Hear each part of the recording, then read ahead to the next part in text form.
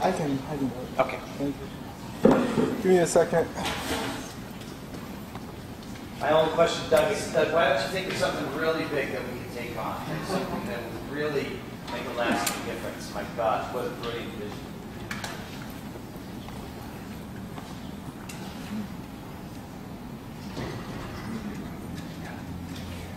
So before I talk, I just want to show you guys an example of an episode. Oh, you want me to use the mic? You guys can hear me? Yeah. Before I talk, I just want to give you guys an example of what kind of media we produce. Internet's working. Yeah, let me help you with that. Okay. So the sound's beyond barrier. Okay, I'm going to switch out to my computer. It's on here. Okay. So basically, I'm 22 years old. I go to University of Washington. What's Good Till 6 started in November 2011, and during that time, I was just an editor on the show, and the founder, her reason for starting the show was she wanted to provide a youth media organization for the youth, by the youth.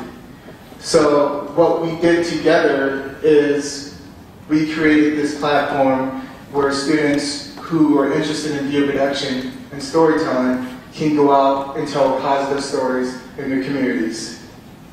And we fast forward until now, we've done over 20 stories.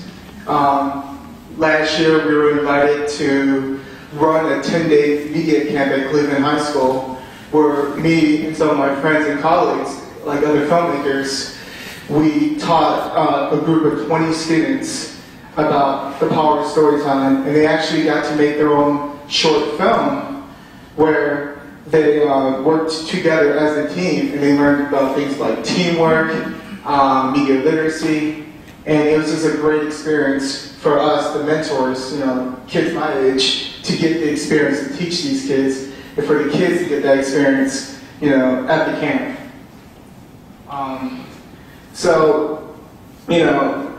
I've been doing this for, we've been doing this for a while, and, we haven't done it with any budget. So it's presented a lot of, challenges, but it's been really fun, because it's challenged us to really come up with alternative solutions.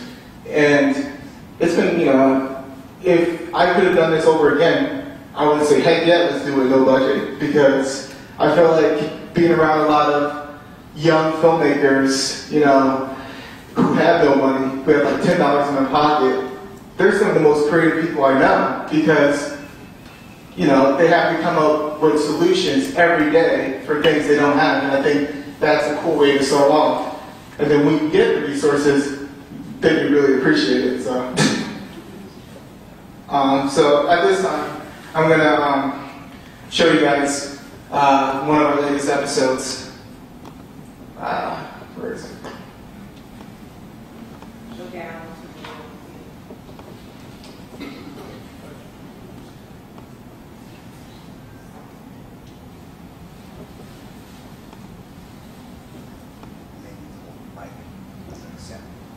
What's up? Maybe the whole mic by the sound. Oh, really? Like, how do you like Just hold it. Oh, okay. Oh, where's it? Hold it. So, we just finished this in March, so this is very new. And we're actually, as I'm speaking now, we're actually covering NIFTY 2013, which is the National Film Festival for Talented Youth. And it's a really, really cool platform for young filmmakers all around the world to show the work. So that's going on all this weekend at the SIP Uptown Theater. So that's been fun to cover.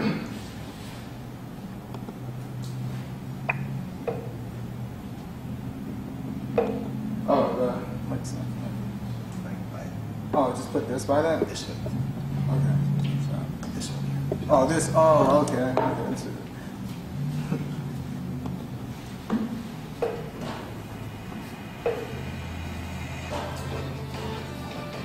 You guys hear it?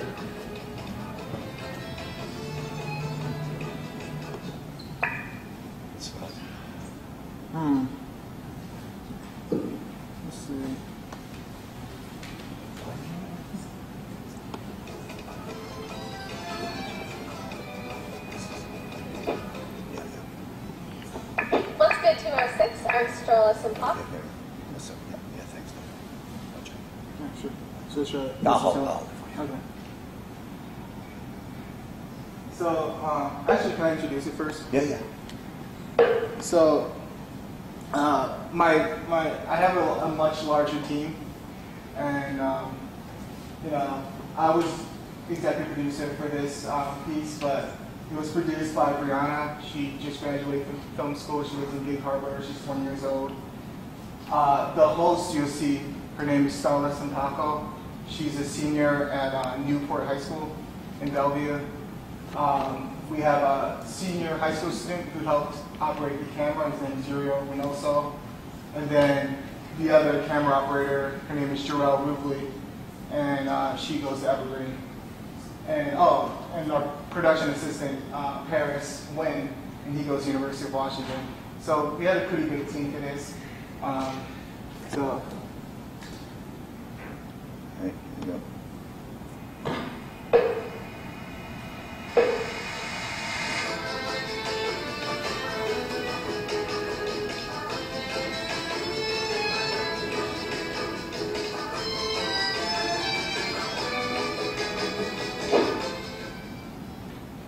Let's go 206. I'm Starla Simpako here at the Seattle World School for the Sounds Beyond Barriers musical project. Let's check it out. Here's an overview of this week's Sounds Beyond Barriers workshops. It started with the students coming together and naming some current issues that they deal with at school, such as bullying and racism. Then musicians teach the students the communal songwriting process developed by the Zapatista artist activists, also known as artivistas. Then the Spanish-speaking students write a song together. The week is concluded with a public showcase for the youth and a fun fandango. Hi Alex, so you play the piano today during the program, but I also understand that you're the Chief Worry Officer of the program. Could you tell us about how the project started?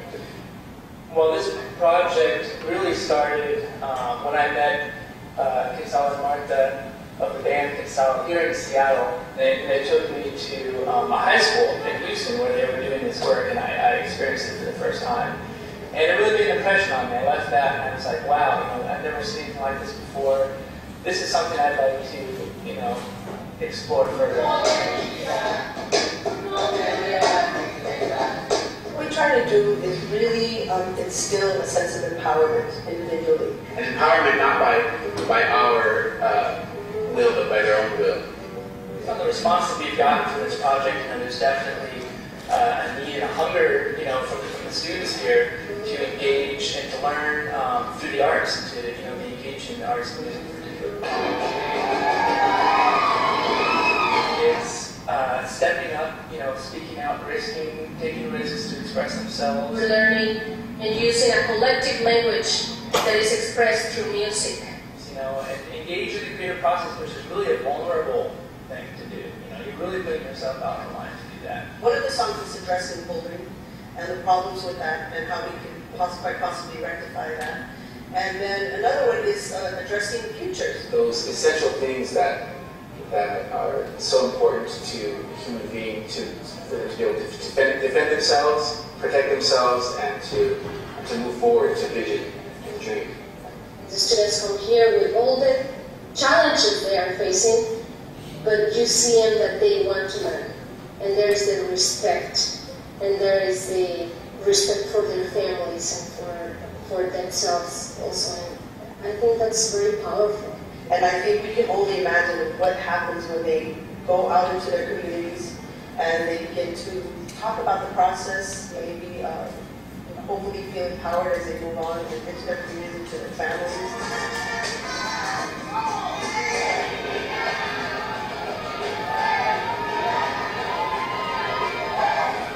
Using music as a means to engage diverse groups of people from other places. Si quieres un momentito, voy a llegar acá. If it wasn't for music, it would be a lot harder, I think, to find some common ground, but the music gives us a way to connect. It's a perfect tool that really imagine your community that gets important ideas across. sitting in these workshops, I could tell that students were able to express their concerns and their opinions on common social issues through music and songwriting. And most importantly, they were able to build relationships with each other and with teachers. The atmosphere was really comfortable and the students had a lot of fun. I have to admit, by the end of the lesson, even I wanted to bust a move. But on a more serious note, this project is really raising awareness about the growing immigrant community in Seattle. Now, hopefully, Washington State educators can learn from the success of the project and implement some of these techniques to improve the learning environment of ELL students. Reporting from the Seattle World School for What's Good 206, I'm Starla Sampaka. Thanks for watching.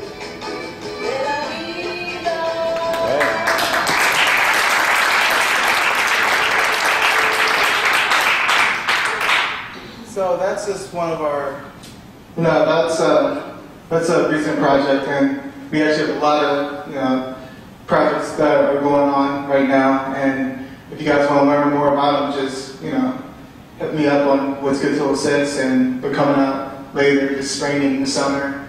But what I really learned from doing What's Good 206 was that, for me, it was just a really good experience because in the fall of 2011, I just moved to the Seattle from the East Coast. I was actually going to Ithaca College, and I had to drop out of Ithaca College in the spring of 2011 because it was just too expensive. And for me, I had a lot of friends over there. It was really fun, and I learned a lot, but it was just too expensive, and it was hard, because at the same time, was dealing with that, and moving to a new city, pretty much across the nation to Seattle, and it was just, it was a weird time for me, and one video that really helped me kind of pick it up in Seattle was, have you guys ever seen the Steve Jobs Stanford commencement Stanford address? I just watched that when he talked about connecting the dots. So Steve Jobs had a similar experience to me. Steve Jobs, when he was growing up, him and his family had this dream that they would get his college education, and that didn't happen because, for some reason, Steve Jobs had to drop out of college. And that was hard because, he had this dream, he had this vision. And, he went on to fulfill his destiny, which is, being the entrepreneur that he is today. So what he said was, you can't connect the dots going forward. You can only connect them going backwards. And I think that story is really important because I feel like, for me and Steve Jobs, we don't really have that much in common.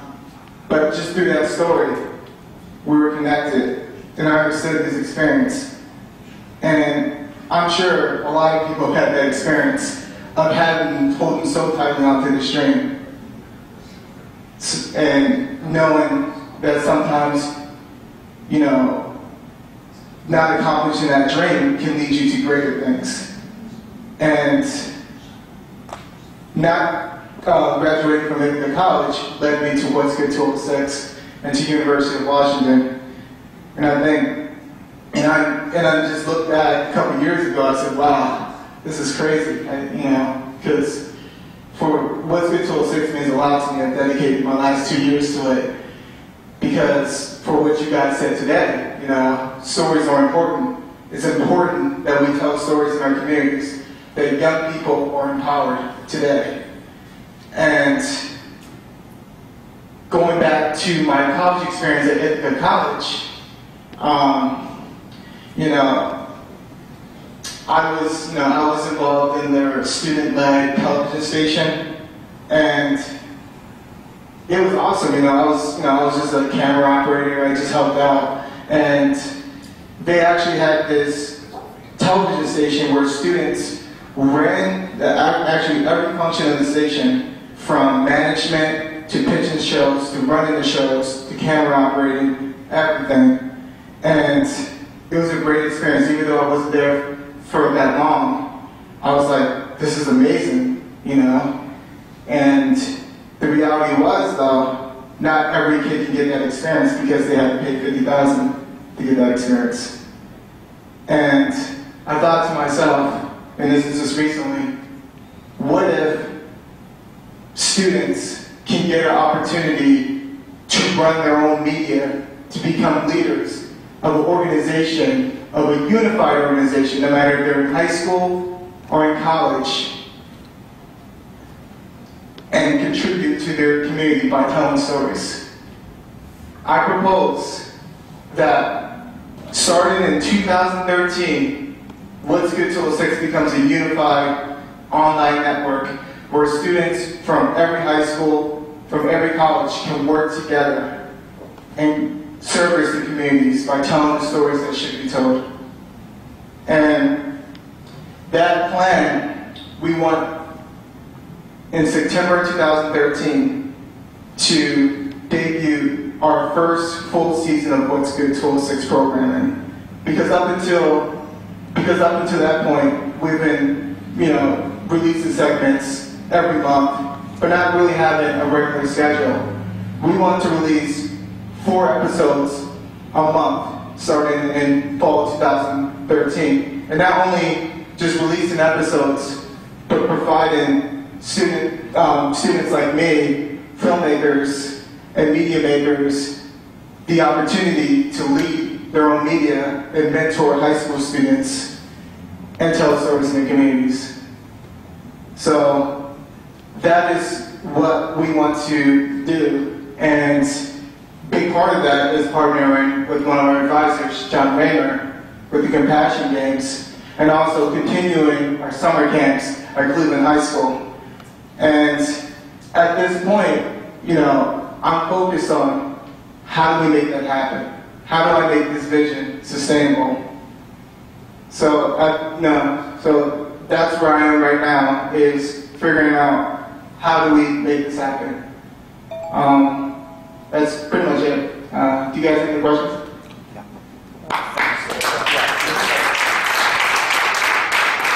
We're going to have a breakout session. So for those interested in talking further with you, let's do that. Okay. I wanted Andrea. Hi. Restorative justice, culture of peace. Tell us what's happening with that. Then we're going to break out and have some time to focus on each of these topics. I wonder if anybody else is feeling like I am, which is we've been sitting a long time. Yeah. And I wonder if we could actually all gather together in a circle again. And a little closer. Yeah, I'll check it out. Because I don't have PowerPoint. I'm not going to talk actually. Let's do a circle.